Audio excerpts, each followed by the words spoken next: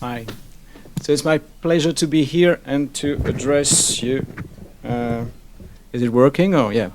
Yes, at the occasion of this symposium. Thank you to the organizers, and thank you to my colleagues and to Russ to have invited us to participate in this this kickoff meeting for this PI project. You've heard a lot about CNRS today, and many of you may not know what CNRS stands for and what CNRS does and who we are and where we are and so on.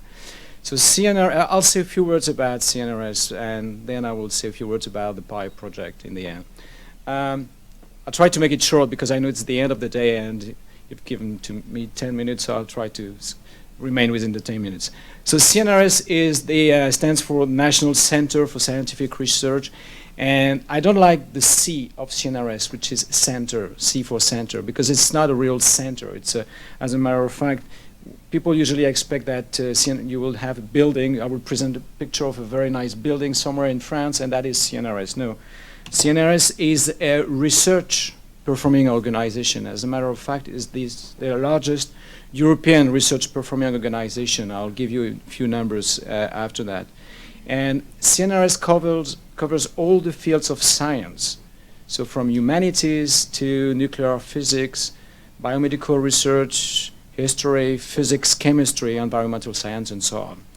And CNRS, as a research performing organization, doesn't work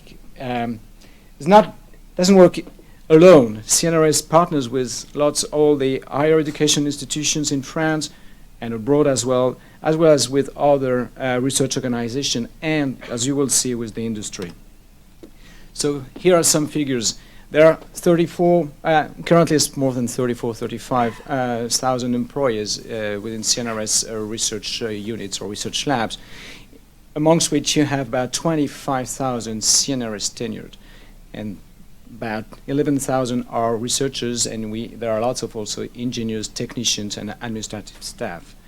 The overall budget, I'm sorry, it's in Canadian dollars. I've used a slide that for a presentation I've made a few weeks ago in Canada. I just realized that I forgot to change the figures, but it's about $4 billion a year, US dollars a year, amongst which about a quarter are generated incomes. And CNRS accounts for about 1,100 research units or services, and 95% of these units are joint units together with higher educations, with universities mainly, other research organizations, as well as with industry, and sometimes a mix of all these different partners. CNRS is also the world leading institution in terms of publication. As you can see, there are more than 42,000 publications papers that are published every year by CNRS scientists. Most of them, as you will see, are co-publications, but still, just to give you an idea, CNRS itself publishes more than Korea, for example, or Australia. And CNRS accounts for 20 Nobel Prize laureates and 12 Fields Medals laureates, and as you can see, mathematics is a very important domain, and it's a very strong field of research at CNRS. But CNRS has a very productive relationship with the industry, and it has 26 framework agreements with major industrial groups, including Solvay, and also lots of primary patents and active licenses, as you can see. But also, which is very important to note, is that CNRS has been ranked for the last 5 years amongst the world's 100 most innovative companies and organizations. And this is the Thomson Reuters ranking that is published every year. And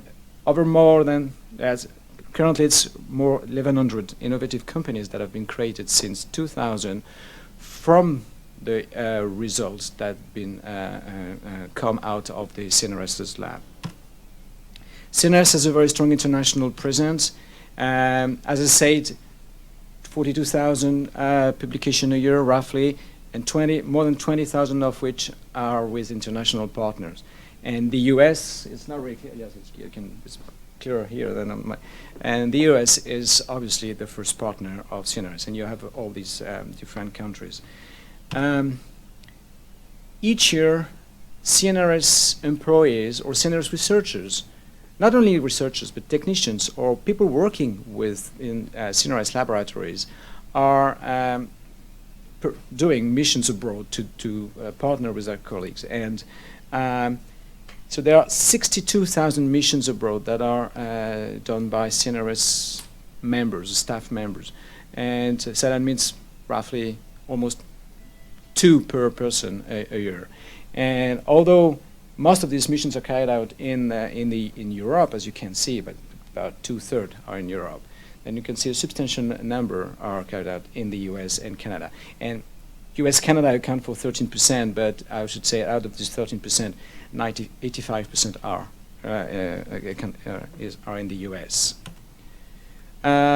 CNRS has offices abroad, and I have the honor to be the director of the Washington office, and there is my colleague over there, Sarah, who is working with me at this office. We are covering North America at large, and these different offices, the mission of these offices is to act as a catalyst, or as catalyst between CNRS research community and the research communities in the countries that we are covering.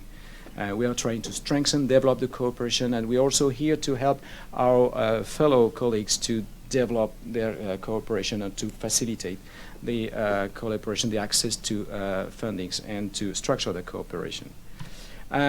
Just to give you a brief flavor of what we CNRS can do for their researchers, there's different tools, and I won't go through all these tools. It would take me too much time to explain to you exactly what we have. But there is a pyramid. We go from prospective to structuration, prospective action to structuration, to what we call the excellence. And the excellence is this, what we call this UMI program, which is this joint unit programs. And we are very happy to have one of these joint unit here at UPenn together with Solvay. It is this Compass joint unit. These joint units are true facilities. I mean, you have teams working together on one site. So the CNRS contribution is not only through the expatriation, I would say, of CNRS researchers, but also to the support to PhD and postdoc students, as well as to the contribution in the running cost of the lab. CNRS has 35 of these international joint units worldwide. Here are the other numbers for the other programs. I mean, if you're interested to know more about these different tools, I can say a few words after that. And here are where they are located. There are some. I mean, you can see some. You can see that they are. It seems that there are some in France, but it's most of the time it's because we have some mirror labs also of this joint unit. We have 7 of these joint units in the US, and you can see North America and Asia are where we have the most of these joint units. And these are for the international associated laboratories. It's another type of tool I will not go through into detail.